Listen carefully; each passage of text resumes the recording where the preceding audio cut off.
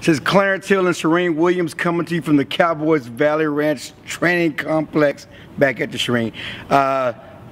Big week for the Cowboys. They're 2-0, but the first 2 weeks of the season, they lose Dez Bryant, they lose Tony Romo. They go into this crucial game with the Atlanta Falcons with Brandon Weeden as a starter, and they got a new quarterback coming in Matt Castle.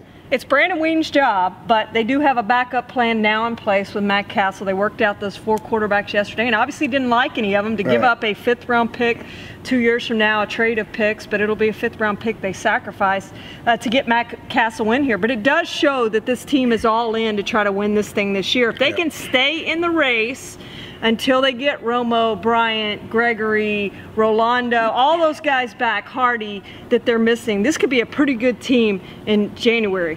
Well, you know, the Cowboys believe that, you know, you talk about the other guys that they have, and they have a better defense. They believe this team is better fit to win without Romo than any other time when Romo's been injured. And certainly you remember the last time Romo missed a bunch of games, that was in 2010. That's when the wheels fell off. They went 1-7 to start. They finished 6-10. Wade Phillips got fired. Jason Garrett's the head coach, comes in as the head coach. But yeah, they're all in.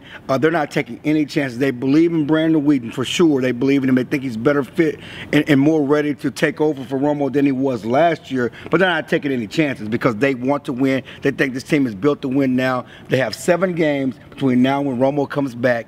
They need to go at least 3-4, 4-3, or something like that. Keep this thing afloat. So if Brandon Weeden can't hold up, they're going to be quick and move on to Matt Castle. You go back to Jason Garrett himself. He did the same thing in replacing Troy Aikman when he fractured his left collarbone, led him to a 3-2 record while Aikman was back and rehabbing. They finished 10-6 and went to the playoffs. Of course, they lost that first playoff game. That team wasn't as good as this team. They were at the end of their run in the 1990s.